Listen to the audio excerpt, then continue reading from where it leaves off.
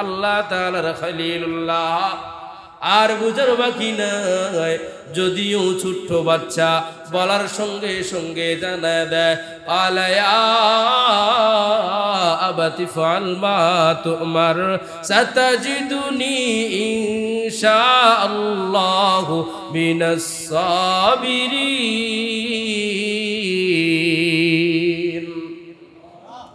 ইসমাইল পয়গম্বর জানা দেয়, আরে আব্বা জান, আপনাকে যা আদেশ করা হয়েছে আপনি তাই পালন করে ফেলেন। আমাকে আপনি ধৈর্যশীলদের অন্তর্ভুক্ত অবশ্যই অবশ্যই পেয়ে যাবেন। আমাদেরকে খারাপ সন্তানদের দিকে অন্তর্ভুক্ত হবেও না। খারাপ সন্তানদের কথা থেকে বোঝা যায় আমি ইসমাইলকে ধৈর্যশীলদের কাতারে পাবেন, অধৈর্যদের কাতারে পাবেন না। অর্থাৎ আপনাকে আপনার রব যা আদেশ করেছেন ওই আদেশের উপর আপনি পরিপূর্ণ ইস্তেকামত থাকতে পারেন, পরিপূর্ণ বিশ্বাস রাখতে পারেন। আমি ইসমাইলকে ওইভাবে পেয়ে যাবেন আপনি যেমন করে চাইবেন। আপনি যেমন করে চাবেন তেমন করেই পেয়ে যাবেন। এর এক কণাও এদিক সেদিক হবে না। ইসমাইল পয়গম্বর ইব্রাহিম পয়গম্বর যখন জানা দেয় মা থেকে অর্ডার নিয়ে আসো, কি অর্ডার? মা থেকে অর্ডার নিয়ে এসলো সর্বপ্রথম আমার ইসমাইলকে বড় লোকের বাড়ির ভিতরে দাওয়াত খাওয়াইতে নিয়ে যাইব। ইসমাইল তো জানে কোথায় নিয়ে যাবে, ইব্রাহিমও জানে কোথায় নিয়ে যাবে। মাকে যদি বলা হয় আমার সন্তানকে কোরবানি করার জন্য মিনায় নিয়ে যাওয়া হবে, মায়ের মন তো নরম, মা মনে হয়ে দিবে না। এই জন্য মায়ের কাছ থেকে লুকায়িত করেছে। বড় লোকের বাড়িতে দাওয়াত দেওয়া হয়েছে, ওইখানে যাওয়া হবে। মিথ্যা নয়, মিথ্যা নয়, মিথ্যা নয়। এই আসমান এবং জমিনের মালিককে আল্লাহর চাইতে বড় লোক, আল্লাহর চাইতে ধনাঢ্যবান কেউ নাই। রবি তো দাওয়াত দিয়েছেন আমার ইসমাইলকে আমি আল্লাহ তাআলার জন্য আমার বাড়িতে আয়না কুরবানি দিয়া দাও। ইসমাইলকে সুসজ্জিত কইরা দেওয়া হয়, নতুন জামা কাপড় পরিধান করে দেওয়া হয়। এই দিক দিয়া রাস্তার মধ্যবর্তী স্থানের ভিতরে ইসমাইল পয়গম্বরকে শয়তান গিয়া ধোঁকা দিয়া দেয়, তোমার বাবা একজন খুনি, তোমাকে অমুক জায়গার ভিতরে নিয়ে যাওয়া হইতেছি, তোমাকে প্রকাশ্যে সবার সামনে হত্যা করা হবে, তোমাকে রবের নামে কুরবানি দেওয়া হবে, তুমি ওই জায়গার ভিতরে যাইও না। ইসমাইল পয়গম্বর বাবার কাছে বিচারে দেয়া দেয়। সুবহানাল্লাহ। শয়তান এমন একজন, সব জান, আমার মা জানে না আমার কি অবস্থা হবে, একটু পর আমিও জানতে পারবো না কি অবস্থা হবে। ও গো আব্বু, যেহেতু আল্লাহ তাআলার নির্দেশ আমাকে কোরবানি করে দেওয়া হবে, আমার কিছু আরজি আছে। কি আরজি? কয় কোরবানি দেওয়ার প্রথমেই আমার চক্ষু দুইটা বাইদা নিবেন। সুবহানাল্লাহ। আমার চক্ষু দুইটা বাইদা নিবেন, আপনার চক্ষু দুইটাও বাইদা নিবেন। আমাকে চিৎ করে শোয়াইবেন না, আমাকে একটু কাঁধ করে শোয়াইবেন, আমার হাত পা গুলা বাইদে নিবেন শক্ত করে। কয় কেন কেন? আরে সন্তান এইগুলা করার কারণ কি? সন্তান জানা দেয় তুমি বাবা আমাকে তোমার চাইতেও বেশি মহব্বত করো, আমিও তোমাকে আমার চাইতে বেশি মহব্বত করি। তুমি বাবা যখন আমার গলার ভিতরে ছুরি চালাইবা, আমার চক্ষু আর তোমার চক্ষু যখন এক হয়ে যাবে, তখন তুমি যদি আমার গলার ভিতরে ছুরি চালাইতে দেরি হয়, তখন আল্লাহ তাআলা যদি নারাজ হয়ে যায়, তোমার প্রতি অসন্তুষ্ট হয়ে যাবে, আমি ইসমাইলের প্রতি অসন্তুষ্ট হয়ে যাবে। না না না না বাবা, এই মুহূর্তে মায়া লাগানো যাবে না। আল্লাহু আকবার। ছোট্ট বাচ্চা জানা দেয় হাত দুইটা কেন কেন বাইদা নিবা জানো? হাত দুইটা এই জন্য বাইদা নিবা, পা দুইটা এই জন্য বাইদা নিবা, যেন আমি নড়াচড়া না করতে পারি। কারণ আমাকে যখন কুরবানি দেওয়া হয় কষ্টটা সহ্য করার মতো নয়। ছুরিটা যখন ঢুইকা যাবে, আরে আব্বু আমি তখন এদিক সেদিক। মান কানা লাহু সাআতুন ওয়া লাম ইউযাহি ফালা ইয়াকরাবান্না মুসাল্লানা। হাবিবে কিবরিয়া মুহাম্মদ আরবি সাল্লাল্লাহু আলাইহি ওয়াসাল্লাম জানায় দেয়, যদি আমার উম্মতের মধ্য থেকে কোনো বান্দা বান্দি কুরবানি দেওয়ার উপযুক্ত হওয়ার পরেও কুরবানি না দেয়, এরা যেন ঈদগাহের ভিতরে নামাজ আদায় করার জন্য না আসে। কত বড় সাবধান করেছেন যে যারা কুরবানি না দিবে, সম্পদের অন্তর্ভুক্ত হওয়ার পরেও এরা যেন ঈদগাহে নামাজ আদায় করতে না আসে। ঈদের নামাজ আদায় করা সুন্নত নাকি ওয়াজিব? ওয়াজিব। নামাজ আদায় করতে আসবেন একজন মুমিন বান্দা, কুরবানি দেয় নাই, তাতে সমস্যা কি? কুরবানি তো সুন্নত, বিষয়টা এমন না। না, এই হাদিস থেকে বোঝা যায় কুরবানি যারা নেশাব পরিমাণ মালের সম্পদের অধিকারী হয়েছে, আবশ্যকীয় কুরবানি দিতেই হবে। কুরবানি দিতেই হবে, অন্যথায় রাসূল সাল্লাল্লাহু আলাইহি ওয়াসাল্লাম এই কথা বলতেন না। অতএব ফাঁক ফোকরের কোন রাস্তা আছে? নাই। আল্লাহ তাআলা আমাদেরকে হেফাজত করুক, আমিন। কুরবানি কেন আসলো?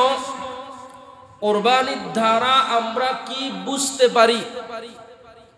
আল্লাহ পাক রব্বুল আলামিনের দরবারে দোয়া করলেন ইব্রাহিম আলাইহিস সালাতু ওয়াস সালাম, রব্বি হাবলি মিনাস সালিহিন। ওগো আল্লাহ, তুমি আমাকে একজন নেককার সন্তান দিয়ে দাও। আল্লাহ তাআলা 90 অবধি বয়সের ভিতরে কবুল করে নিলেন। ফাবাশশারনাহু বিগুলামিন হালিম। নেককার সুসন্তান ইব্রাহিম পয়গম্বরকে দিয়ে দিলেন। একেবারে নেককার সুসন্তান আল্লাহ পাক রব্বুল আলামিন দান করলেন। ইব্রাহিম পয়গম্বর আব্বাজান যেমন করে করে আল্লাহ তাআলার কাছে চেয়েছেন, আল্লাহ তাআলা তেমন করে করে ইব্রাহিম পয়গম্বরের দোয়া কবুল করে নেয়। পরীক্ষা তো ইব্রাহিম পয়গম্বরের সেই ছোট্ট কাল থেকে আল্লাহ তাআলা করতেছেন। সন্তান দুনিয়ার জমিনে আসার পর রবের পক্ষ থেকে ফয়সালা, ইয়ামান দেশের ভিতরে থাকা যাবে না, এই ফিলিস্তিনের ভিতরে থাকা যাবে না। আল্লাহ তাআলার নির্দেশ অনুযায়ী বাক্কা শহরের ভিতরে তোমার স্ত্রী এবং এই কলিজার টুকরা সন্তানকে রেখে আসতে হবে। এমন একটা সময় বাক্কা শহরের ভিতরে এমন যেমন দেখি আমরা বিল্ডিং দালান কোটা, মানুষে আনা মানুষে বড়া, চতুর্দিকে যেই দিকে যাই না কেন সেই দিকে মানুষ আর মানুষ। তদানীন্তন সময়কালে মরুভূমি, পাহাড় আর পাহাড়, জীব জন্তু ছাড়া ওই বাক্কা নগরীর ভিতরে কোনো কিছুই ছিল না। আল্লাহ তাআলা ইব্রাহিম পয়গম্বরকে জানায় দেয়, এই মরুপ্রান্তের ভিতরে তোমার সন্তান ইসমাইলকে রেখে আসতে হবে। রেখে আসার উপর লম্বা চওড়া ঘটনা, আব্বাজান ইসমাইলকে রেখে রেখে আবার ফিলিস্তিনের মাটির ভিতরে চলে যান। আল্লাহ তাআলা আবার স্বপ্ন যুগে দেখে দেয়, ফালাম্মা বালাগা মাআহুস সা'য়া ক্বালা ইয়া বুনাইয়া ইন্নী আরা ফিল মানামি আন্নী আযবাহুকা ফানজুর মাযা তারা। আল্লাহ পাক রব্বুল আলামিন ইব্রাহিম পয়গম্বরকে জানায় দেয়, তোমার সবচেয়ে একেবারে প্রিয় যেই বস্তুটা, ওই বস্তুটাকে আমি আল্লাহর নামে কুরবানি দিয়ে দাও। ইব্রাহিম পয়গম্বর বুঝার আর বাকি নাই। আমার ইসমাইলের দিকে ইঙ্গিত করা হয়েছে, আমার ইসমাইলকে রবের নামে কুরবানি দিতে হবে। ইব্রাহিম পয়গম্বর বাক্কা শহরের দিকে রওনা হয়ে যায়। বাক্কা শহরে আগে যেরকম দেখে গিয়েছিল 12 থেকে 13 বছর পূর্ণ হয়ে গিয়েছে ইসমাইলের বয়স। 12 বছর অতিবাহিত হয়ে যাওয়ার পর বাক্কা শহর আর মরুভূমিতে রূপান্তরিত নয়, এখন চতুর্পাশে মানুষ আর মানুষ।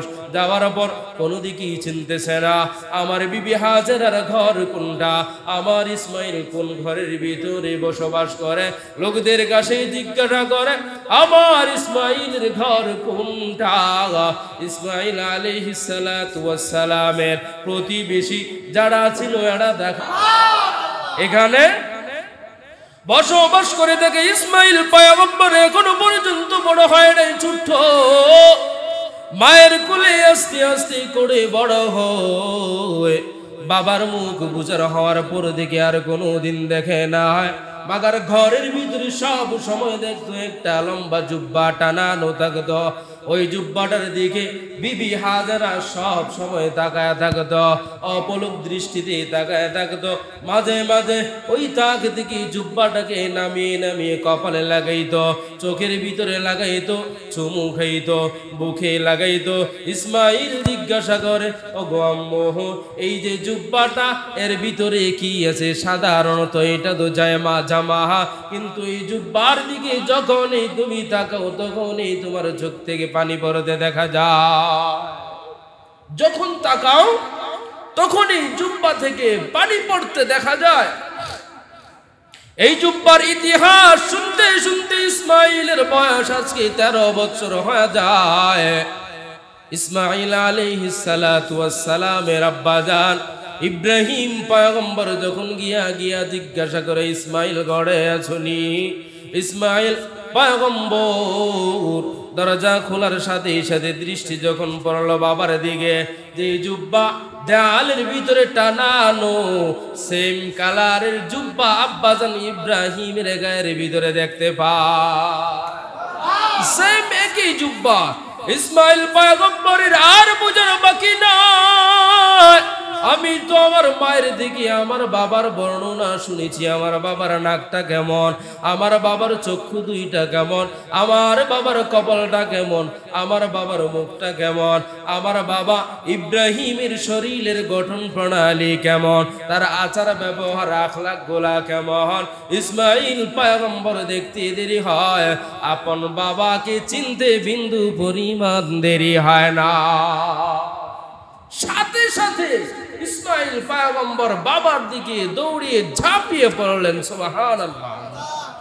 ইসমাইল আলাইহিস সালাতু ওয়াস সালাম বাবাকে পাওয়ার পর আনন্দে আত্মহারা হয়ে যায়। আনন্দের একটা সময় জানা দে فلما بلغ معه السعي قال يا بني إني أرى في المنام أني أذبحك فانظر ماذا ترى। সন্তানকে কানে কানে জানায় দেয়, রে ইসমাইল, আমাকে আল্লাহ তাআলা স্বপ্ন যুগে দেখিয়েছে, তুমি ইসমাইলকে আমি আল্লাহ তাআলার নামে কুরবানি করে দিয়েছি। ইসমাইল আর জানার বাকি নয়, মা থেকে তো শুনেছি বাবা পয়গম্বর রাসূল আল্লাহ তাআলার খলিলুল্লাহ। আর বুঝার বাকি নয়, যদিও ছোট্ট বাচ্চা বলার সঙ্গে সঙ্গে জানা দেয়, আলায়া আবাতি ফাল মা তুমার সাতাজিদুনি ইনশাআল্লাহু মিনাস সাবিরিন।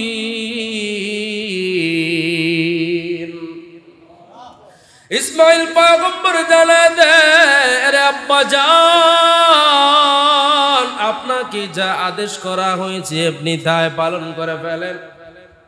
আমাকে আপনি ধৈর্যশীলদের অন্তর্ভুক্ত অবশ্যই অবশ্যই পেয়ে যাবেন। আমাদেরকে খারাপ সন্তানদের দিকে অন্তর্ভুক্ত হবেও না। খারাপ সন্তানদের কথা থেকে বোঝা যায় আমি ইসমাইলকে ধৈর্যশীলদের কাতারেই পাবেন, অধৈর্যদের কাতারেই পাবেন না।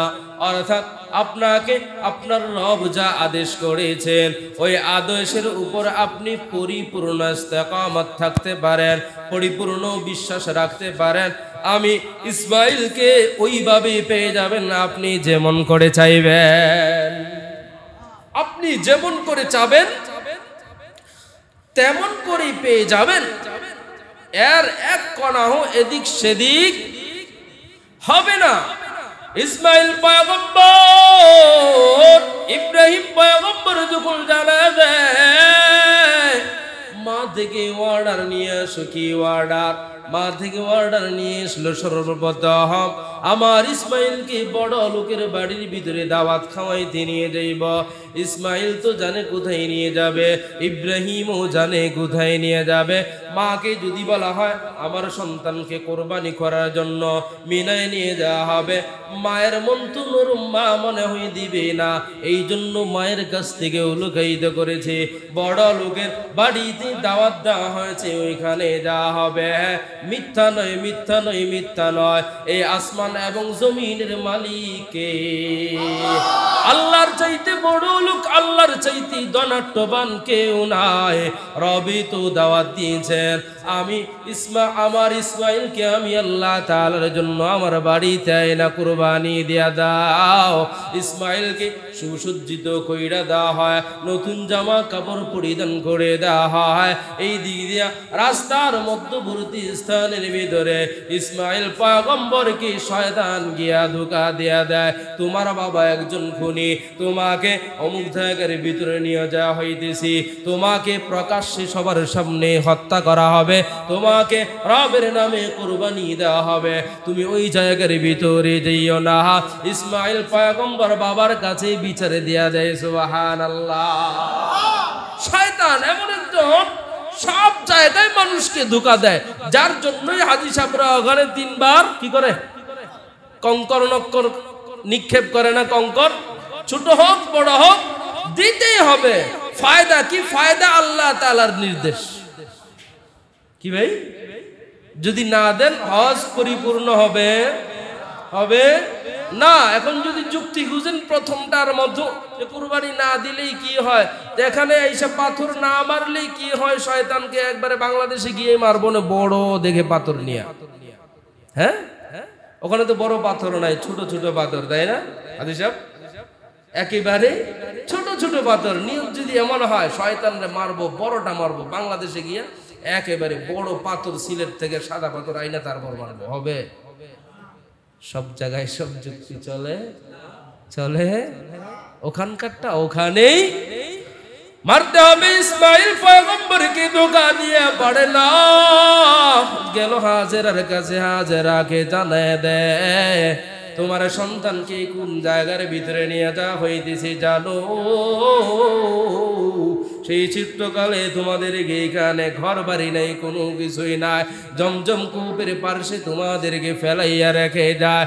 আস্তে আস্তে যখন বড় হইল তোমার ইসমাইল, আবার হত্যা করার জন্য মিনার দিকে নিয়ে যাওয়া হইতেছে। তাড়াতাড়ি যাও, তোমার স্বামী দিকে তোমার সন্তানকে ছিনে আনো। বিবিও উত্তর দিয়া দেয় আমার স্বামী কখনো খুনি হতে পারে না, আমার ইসমাইলকে কখনো হত্যা করতে পারে না, কারণ সে পয়গম্বর, সে হচ্ছে নবী একজন, আল্লাহ তাআলার মনোনীত বান্দা। আল্লাহর মনোনীত বান্দারা কখনো সন্তানকে হত্যা করতে পারে না। এরপরেও যদি হত্যা করে বা কুরবানি করে থাকে তাতেও আমার কোনো সমস্যা নাই। সুবহানাল্লাহ। তাতেও আমার কোনো সমস্যা নাই, কারণ সে পয়গম্বর, সে নবী আমার চাইতে বেশি বুঝে নাকি কম? বেশি নাকি কম? অবশ্যই অবশ্যই বেশি বুঝে। তার সন্তানের কল্যাণ সে আমার চাইতে বেশি বুঝে। আর না হয় এই যে মরুভূমিতে রেখে যাওয়ার পর কোনো কিছুই ছিল না, তার বরকতেই তো আজকে চতুর্পাশে মানুষ আর মানুষ, চতুর্পাশে মানুষ আমি ইসমাইল এবং হাজেরা থেকে বরকত গ্রহণ করছে। এই বরকতের সূত্রকে ইব্রাহিম পয়গম্বর, পয়গম্বরদের হাত যেখানেই লাগে সেখানেই বরকত উঠতে থাকে। সুবহানাল্লাহ। লম্বা চওড়া ঘটনা। ইসমাইল পয়গম্বর মিনার ভিতরে যখন চলে যায়, ইসমাইল পয়গম্বর কেমন আনুগত্য সন্তান, রবের দিকেও আনুগত্যশীল হয়ে যায়, বাবার দিকেও আনুগত্যশীল হয়ে যায়। বাবাকে ডেকে ডেকে জানায় দে, ওগো আব্বা জাহান, আমি তো বাড়ি থেকে বলে এসেছি আমাকে দাওয়াত খাওয়াইতে নিয়ে আসা হয়েছে। ওগো আব্বা জান, আমার মা জানে না আমার কি অবস্থা হবে, একটু পর আমিও জানতে পারবো না কি অবস্থা হবে। ওগো আব্বু, যেহেতু আল্লাহ তাআলার নির্দেশ আমাকে কোরবানি করে দেওয়া হবে, আমার কিছু আরজি আছে। কি আরজি? কয় কোরবানি দেওয়ার প্রথমেই আমার চক্ষু দুইটা বাইদা নিবেন। সুবহানাল্লাহ। আমার চক্ষু দুইটা বাইদা নিবেন, আপনার চক্ষু দুইটাও বাইদা নিবেন। আমাকে চিৎ করে শোয়াইবেন না, আমাকে একটু কাঁধ করে শোয়াইবেন, আমার হাত পা গুলা বাইদা নিবেন শক্ত করে। কয় কেন কেন? আরে সন্তান, এইগুলা করার কারণ কি? সন্তান জানায় দে, তুমি বাবা আমাকে তোমার চাইতেও বেশি মহব্বত করো, আমিও তোমাকে আমার চাইতে বেশি মহব্বত করি। তুমি বাবা যখন আমার গলার ভিতরে ছুরি চালাইবা, আমার চক্ষু আর তোমার চক্ষু যখন এক হয়ে যাবে, তখন তুমি যদি আমার গলার ভিতরে ছুরি চালাইতে দেরি হয়, তখন আল্লাহ তাআলা যদি নারাজ হয়ে যায়, তোমার প্রতি অসন্তুষ্ট হয়ে যাবে, আমি ইসমাইলের প্রতি অসন্তুষ্ট হয়ে যাবে। না না না না বাবা, এই মুহূর্তে মায়া লাগানো যাবে না। আল্লাহু আকবার। ছোট্ট বাচ্চা জানে দেয়, হাত দুইটা কেন কেন বাইদা নিবা জানো? হাত দুইটা এই জন্য বাইদা নিবা, পা দুইটা এই জন্য বাইদা নিবা, যেন আমি নড়াচড়া না করতে পারি। কারণ আমাকে যখন কুরবানি দেওয়া হয়, কষ্টটা সহ্য করার মতো নয়। ছুরিটা যখন ঢুইকা যাবে, আরে আব্বু, আমি তখন এদিক সেদিক নড়াচড়া করব, আমার হাত পা তোমার শরীরের ভিতরে লাগা যাবে, আমার জন্য বেয়াদবি হয়ে যাবে। শুধু তাই নয়, আমার গায়ের জামাটা সংরক্ষিত ভাবে সুন্দরভাবে গুছিয়ে রেখে দিবা। কেন রেখে দিব? এই জন্য রেখে দিবা, আমি যখন ছোট্ট ছিলাম, তুমি বাবা আমাদেরকে ফেলাইয়া ফেলাইয়া চলে গিয়েছো, কিছু খেজুর দিয়ে গিয়েছিলা, আর তোমার একটা জুব্বা জামা দিয়ে গিয়েছিলা। আমার মা দেখিয়েছি, সেই ছোট্ট কাল থেকে আমার 13 বছর বয়স হয়ে গিয়েছে, আজ অব্দি পর্যন্ত তুমি বাবার কথা যখন স্মরণ হইতো, আমার মা জুব্বা দেখে দেখে ভালোবাসা উপভোগ করে দাও, তোমার ঘ্রাণ নিত, এই জুব্বা দেখে তোমার প্রতি মহব্বত দেখতাম। মহব্বত নিয়ে নিয়ে ওই বাক্কা শহরের ভিতরে আমরা দুইজন বেঁচে ছিলাম। আমি ইসমাইল দুনিয়ার জমিন থেকে চলে যাব, আমার জামাটা আমার মায়ের কাছে পৌঁছাইয়া দিও। জামাটা দেখে দেখে আমি ইসমাইলের সান্ত্বনা আমার মা পেয়ে যাবে।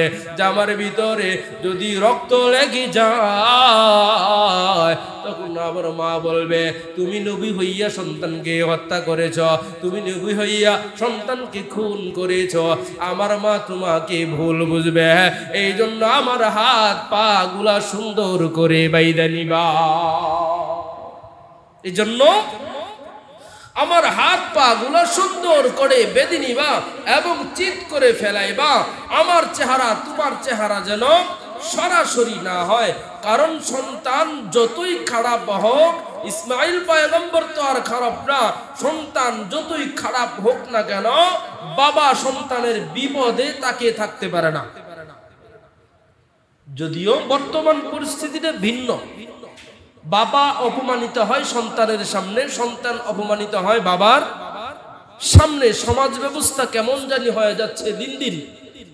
কারণ ছোট্ট কালে মা বাবা সন্তানের প্রতি যেই দায়িত্ব কর্তব্য, ওই কর্তব্য পালন করে না। আবার সন্তান যখন বড় হয়, ঠিক সেম বাবা মায়ের প্রতি সেই কর্তব্য দায়িত্ব পালন করে না। অর্থাৎ ছোট্টকালে আপনার সন্তানকে যেমন করে শিক্ষা দিবেন, যেমন করে বড় করবেন, যেই আদর্শে বড় হবে, বড় হওয়ার পর ওই আদর্শই ওর ভিতরে থাকবে। যদি ভালো মানুষ বানাইতে পারেন তাহলে আপনি বাবার কথা শুনবে, অন্যথায় বড় হওয়ার পর আপনাকে আমাকে বৃদ্ধাশ্রমে যেতে হবে। যেমন কর্ম করবেন তেমনই ফল হয়ে যাবে। ইসমাইল পয়গম্বর, ইসমাইল আলাইহিস সালাতু ওয়াস সালাম এবং ইব্রাহিম আলাইহিস সালাতু ওয়াস সালামের ভিতরে ভালোবাসার কমতি ছিল? কমতি ছিল? কমতি ছিল না। দুজন আনুগত্যশীল হয়ে যায়, রব খুশি হয়ে যান। আল্লাহ পাক রব্বুল আলামিন জানায় দেন, ইব্রাহিম আর সামনের দিকে এগোইতে হবে না, আর সামনের দিকে যাইতে হবে না। তোমার উপর এবং তোমার ইসমাইলের উপর আমি রব সন্তুষ্ট হয়ে গিয়েছি। সুবহানাল্লাহ। সন্তুষ্ট হওয়ার মাধ্যম কি? যখন কোরবানি করা শুরু হয়ে গেল, ছুরি চলতেছে কিন্তু গলার ভিতরে ছুরি ঢুকে না। ছুরি কার আদেশে চলে? ইব্রাহিম পয়গম্বরকে আগুনের ভিতরে ফেলানো হয়েছিল, আগুন পুড়েছিল? পুরায় নাই, ছুরিকেও সাবধান করে দিয়েছেন আল্লাহ। সবকিছু ঠিক আছে, কিন্তু তুমি ছুরি এমন ধার থাকবা, তোমাকে ছুঁইলেই কেটে যাবে, এমন অবস্থা হবে। কিন্তু আমার ইসমাইলের জন্য একটা পশমও না কাটেছিল, একটা পশমও না কাটে। আল্লাহ তাআলার নির্দেশে আল্লাহ বলেন, জিব্রাইল আমিন তাড়াতাড়ি যাও, জান্নাত থেকে একটা বস্তু নিয়ে যাও। কেউ কেউ বলেছেন সেটা দুম্বা বা যে কোনো প্রাণী হোক না কেন, 4 পা বিশিষ্ট একটা প্রাণী জান্নাত থেকে আল্লাহ তাআলা পাঠায় দেয়। সুবহানাল্লাহ। সেই হচ্ছে সংক্ষিপ্ত কোরবানির রচনা। আজ অবধি পর্যন্ত কোরবানি আছে না নাই? আছে না নাই? ওখান থেকেই কোরবানি আসতেছে। 4 পা বিশিষ্ট গরু, ছাগল, বেড়া, দুম্বা আমাদের জন্য করণীয় করতে হবে। শুরুতেই বলেছি, এই মাসআলা খুঁজলে চলবে না যে এটা তো সুন্নত কাজ, এটা তো কি ভাই, না, হবে না। সুযোগ খুঁজলে হবে না। আবার বলতেছি, কোরবানি নেশাব পরিমাণ মালের উপযুক্ত হলে আমার আপনার উপর কি হবে? কি হবে? কি হবে? ওয়াজিব হবে। এবং কোরবানি কবুল হওয়ার জন্য, কোরবানি কবুল হওয়ার জন্য যেই শর্তগুলা বলেছিলাম পূর্বে, ওই শর্ত অনুযায়ী চলতে হবে। সর্বদিক থেকে ভেজাল মুক্ত হতে হবে এবং নিজের অন্তরটাকে পরিষ্কার করতে হবে। কি করতে হবে? নিজের অন্তরকে, দিলকে একেবারে পরিচ্ছন্ন করে দিতে হবে। কোরবানি পশু জবাইয়ের মাধ্যমে নিজের যে একটা পশুত্ব, হিংস্র প্রাণী নিজের মনের ভিতরে, দিলের ভিতরে বসবাস করে, ওই জন্তুটাকেও কোরবানির সাথে সাথে আপনাকে আমাকে কোরবানি করে দিতে হবে। তখনই কোরবানি কবুল হবে। কোরবানি দিয়েছেন তাতে কি হয়েছে, কিন্তু নিজের ভিতরে যেই জন্তুটা হিংসাটা বসবাস করতেছে, রিয়া বসবাস করতেছে, ওটাকে এখনো পর্যন্ত কোরবানি দিতে পারলেন না। মনে রাখবেন, আপনার কোরবানি হবে না। কোরবানির অর্থাৎ তাকওয়া। আল্লাহ তাআলা ইব্রাহিম পয়গম্বরের মাধ্যমে ইসমাইলকে কোরবানি দেওয়ার জন্য বলেছেন। ইসমাইল পয়গম্বর বলেন, আমি তোমাকে জিজ্ঞাসা করা মানে এইটা নয় যে তোমার অনুমতি চাচ্ছি, আমি তোমার আনুগত্যশীলতাটা দেখতেছি, তুমি রবের প্রতি কতটুকু আনুগত্য, ওইটা দেখার জন্য শুধু জিজ্ঞাসা। এই জিজ্ঞাসা নয় যে তুমি কি রাজি আছো কিনা। তোমাকে আমার রব যেহেতু নির্দেশ দিয়েছেন, আমি তোমাকে জোর করে হলেও কোরবানি দিব। তুমি রাজি থাকো আর না থাকো, বলার মাকসাদ হচ্ছে তুমি কতটুকু রবের প্রতি আনুগত্যশীল হয়েছ। এই জন্য এখান থেকে বোঝা যায় রব আমাদেরকেও এটাই জানতে চেয়েছেন। রব মূলত গোশত খান না, রক্তও যায় না, চামড়াও যায় না, কোনো কিছুই যায় না, সবগুলাই আমাদের কাজে ব্যবহৃত হয়, তাই তো? কোনো কিছুই যায় না। রব শুধু দেখেন বান্দার তাকওয়া কতটুকু, কতটুকু নত হয়ে আমি আল্লাহর নামে কোরবানি দিয়েছি। বাজার থেকে ভালো করে বুঝবেন মাসআলাগুলা। বর্তমান সময়ে কেমন যেন একটা হয়ে গিয়েছে, এত লক্ষ টাকা দিয়ে গরু কিনতে হবে। গত বছর 3 লক্ষ টাকা দিয়েছি, এই বছর টাকা ওই পরিমাণ নাই, এই বছর যদি 2.5 লক্ষ টাকা দিয়ে দিই তাহলে কি ইজ্জত থাকে? মনে রাখবেন, আপনার নিয়ত ঠিক নেই, আপনার নিয়ত ঠিক নাই। কুরবানি হলেও একটা হইল, 10 লক্ষ টাকা দিয়ে দিলে যেই সওয়াব, 10,000 টাকা দিয়ে একটা ছাগল দিলে সেই সওয়াব। আপনি ভাইবেন না যে 15 লক্ষ টাকা দিয়ে এক খাসি কিনলেন, এক খাসিতে সারা দুনিয়াকে আপনি মাতিয়ে দিলেন, সারা দুনিয়াকে আপনি দেখিয়ে দিলেন যে অমুক জায়গার অমুক লোক 10 লক্ষ টাকা দিয়ে একটা খাসি জয়বাই দিয়েছে। আপনি মানুষের কাছে পরিচিত হতে পেরেছেন, মানুষের মনের ভিতরে ঢুকেছেন। মনে রাখবেন, আল্লাহর মনের ভিতরে ঢুকতে পারবেন না। মাসআলা উলামায়ে কেরামের এটাই, যেই গরু হাটের ভিতরে বলবে এত লক্ষ টাকা, সোশ্যাল মিডিয়ার ভিতরে বলা হবে এই গরুর নাম এইটা, এই গরুর নাম সেইটা। এখন বর্তমান সমাজ ব্যবস্থা এমন হয়ে গিয়েছে, এই বছর মানুষের নাম নিয়ে পর্যন্ত গরু, ছাগল, ভেড়া, দুম্বার নাম রাখতেছে। মানা যায়? একজন আলেম, জাতির শ্রেষ্ঠ সন্তান, আপনি মানেন আর না মানেন, উলামায়ে কেরাম যেদিন এই দেশে না থাকবে, পৃথিবীতে না থাকবে, পৃথিবী ধ্বংস হয়ে যাবে। আপনি ঠিক বললেও ঠিক, না বললেও ঠিক, রবের ফয়সালা এটা। সেই উলামায়ে কেরামের নাম নিয়ে যখন কটূক্তি করা হয়, একজন আলেম, তার নাম রাখা হয়েছে সামান্য ছাগলের নামের সাথে। ছাগলের নাম নাকি এই নাম? সে যে কোনো পীরের মুরিদ হতে পারে বা যে কোনো তরিকার হতে পারে, সেটা দেখার বিষয় নয়। সে আলেম হোক আর যাই হোক, সর্বশেষে সে মানুষ তো নাকি? যেই জায়গায় মানুষের নাম সামান্য বিকৃত করলেই কবিরা গুনাহ, সেই জায়গায় মানুষের নাম আপনি ছাগলের সাথে লাগাচ্ছেন। কি দিচ্ছেন উপহার জাতিকে? জাতির আর বুঝতে বাকি নাই আপনার জন্মের ভিতরে সমস্যা আছে। যে লোক গরুর সাথে, একজন পপুলার আলেম, না বলে পারছি না, আমরা সবাই চিনি আহমদুল্লাহ সাহেব, চিনি না? শায়েখ আহমদুল্লাহ সাহেব যুগ শ্রেষ্ঠ একজন আলেম বাংলাদেশের। আপনারা তো শুধু চিনেন মিডিয়ার জগতে, বিতর্কিত অবস্থা তো জানেন না। উনি যে কি পরিমাণ বড় মাপের আলেম, তাকওয়াপূর্ণবান আলেম, এটা শুধু উলামায়ে কেরাম জানে। ওনার নাম নিয়ে একটা ছাগলের নাম রাখা হয়েছে, নাউজুবিল্লাহ বলেন। হারাম, হারাম। জাতি, সামনের জাতি কি শিখবে তোমাদের থেকে? শুধু তাই নয়, আরেকজন আছে না পপুলার ব্যক্তিত্ব, মাওলানা গিয়াসউদ্দিন আত-তাহিরি সাহেব। সে হতে পারে অন্য তরিকার, কিন্তু আলেম তো, তাই না? তার নাম নিয়ে আরেক ছাগলের নাম রাখা হয়ে গিয়েছে। যারা এই সমস্ত কাজ করে, যারা এই সমস্ত কাজ করে উলামায়ে কেরামকে ব্যঙ্গ করে, আল্লাহর ভাষা অনুযায়ী এদের জন্মের ভিতরে সমস্যা আছে। বিশ্বাস না হয়, যারা এই সমস্ত কাজ করে গিয়ে খোঁজ খবর নিয়ে দেখেন, নিঃসন্দেহে জন্মের ভিতরে সমস্যা আছে।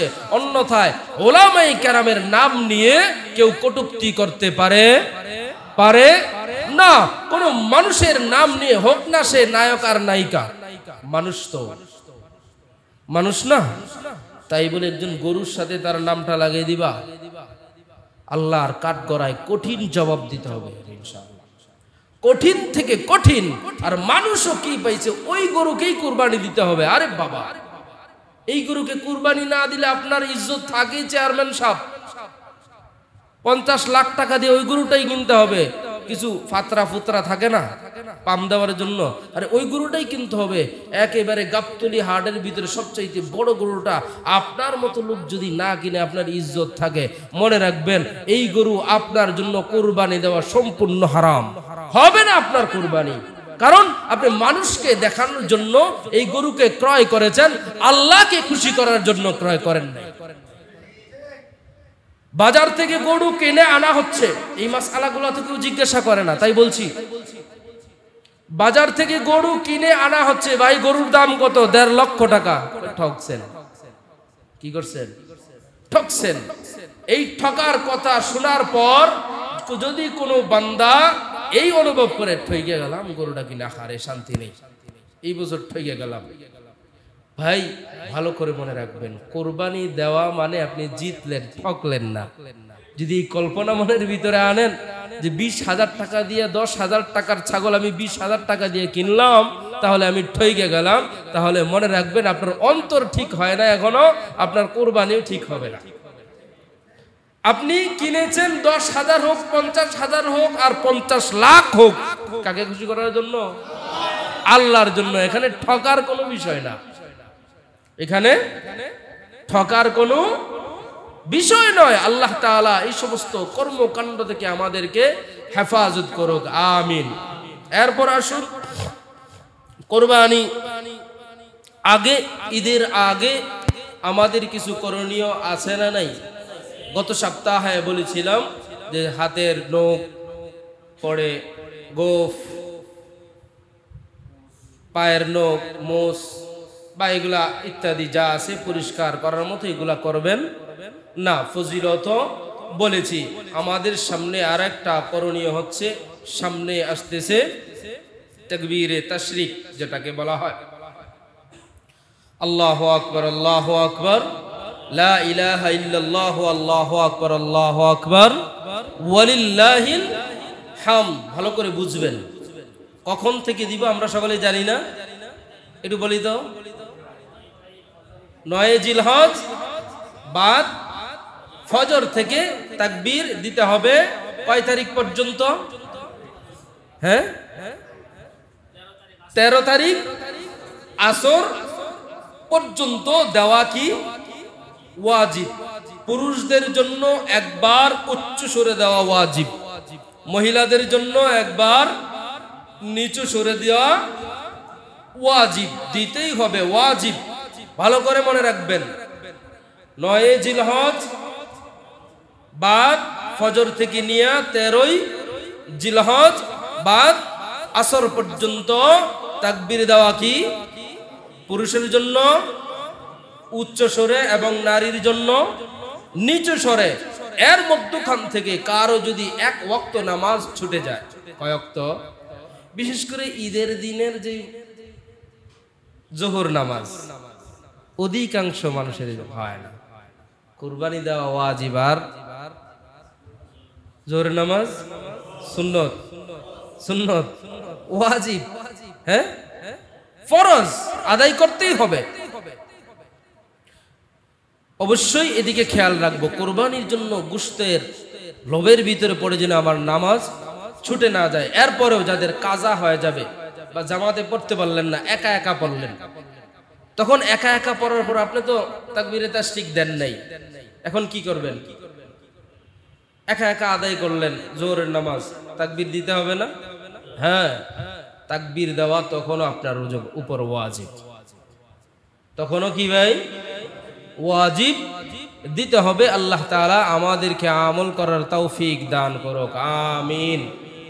এরপর সব মাসআলা তো মনে থাকে না, যাদের মনের ভিতরে থাকবে জিজ্ঞাসা করবেন।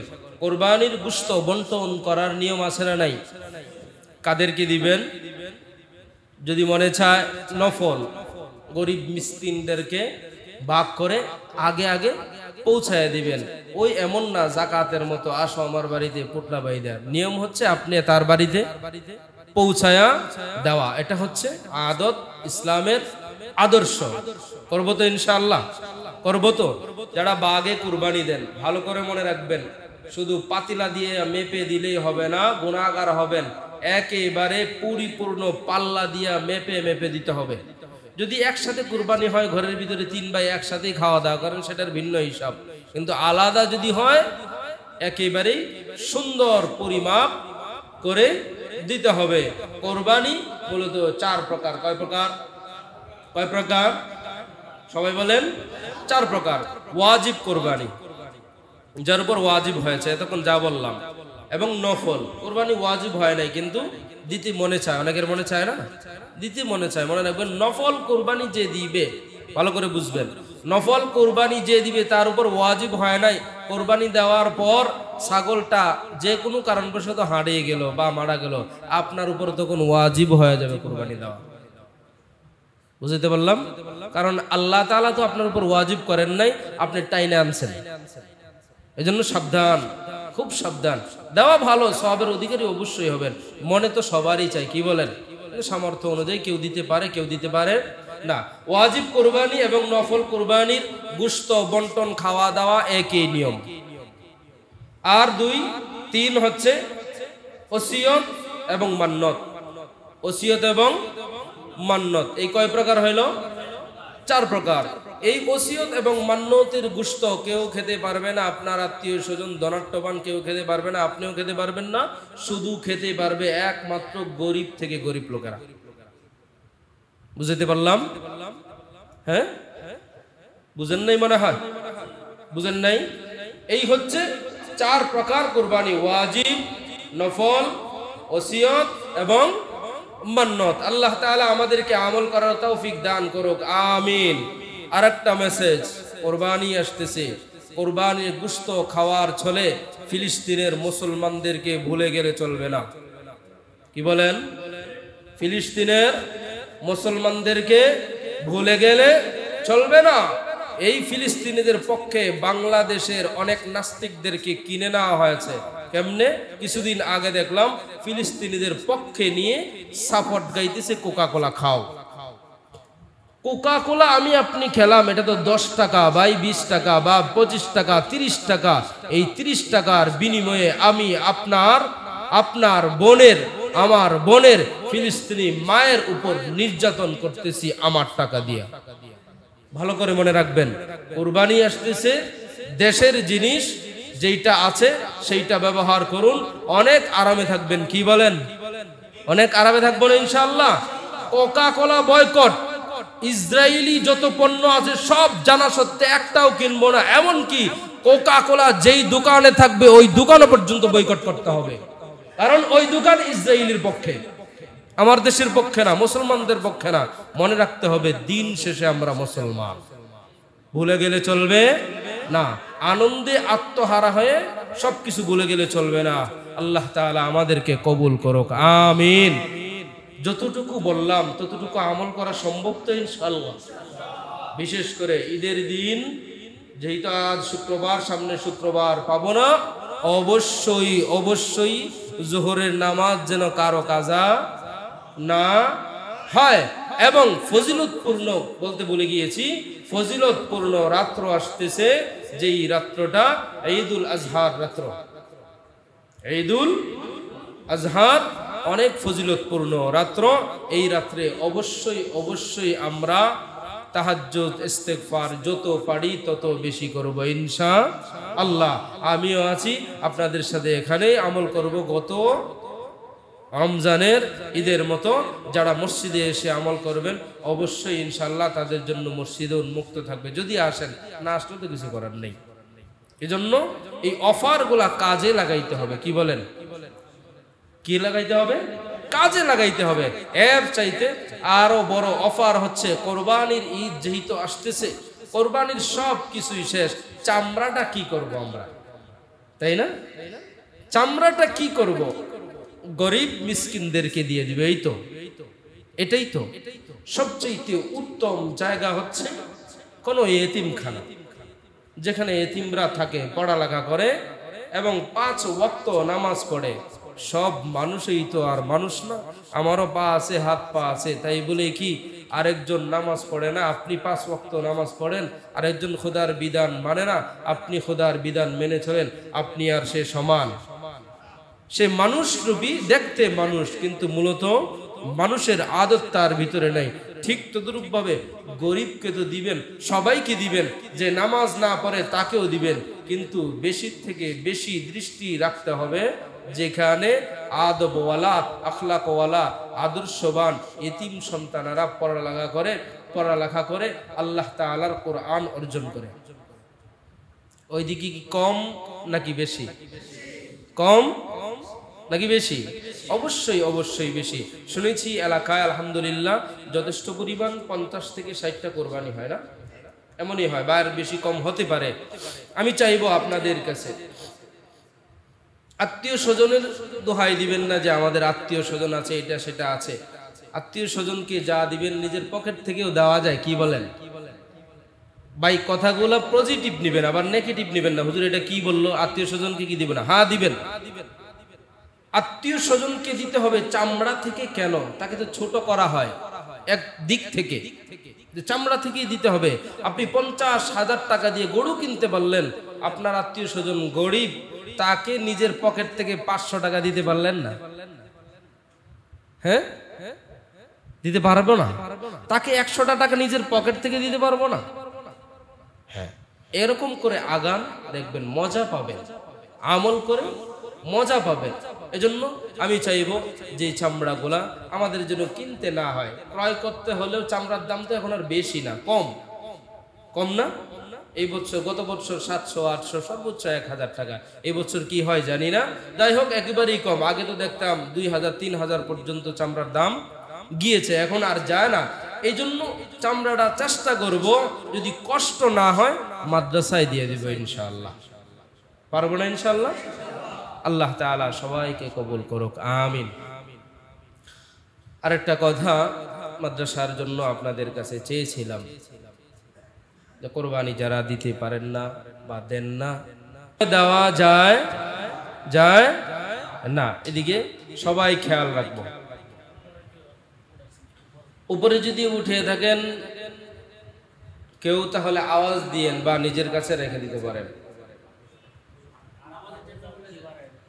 হ্যাঁ হ্যাঁ, আরাফার রোজা 9 জিলহজ, আগামী কালকে শনিবার না, আগামীকাল শনিবার, দিন গিয়ে রাত্রে আমরা খাবো ইনশাআল্লাহ।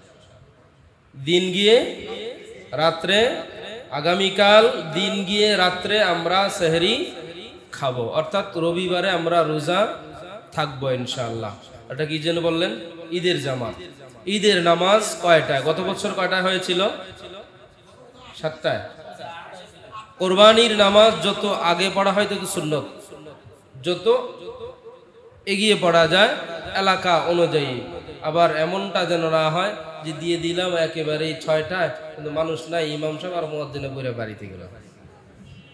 হ্যাঁ, এমন না যেন না হয়, সবাই যেন সহজে আসতে পারে, কষ্ট না হয়।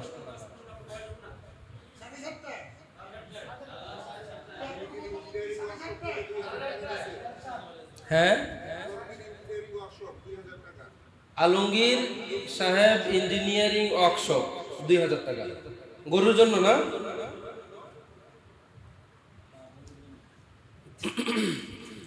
কয়টায় তাহলে? 7:30, 7:30 ইনশাআল্লাহ। সময় বৃষ্টি থাকুক আর যাই থাকুক, বৃষ্টি থাকুক আর যাই থাকুক, সময় মতো আমরা একটু আগে আগেই চলে আসব। কি বলেন?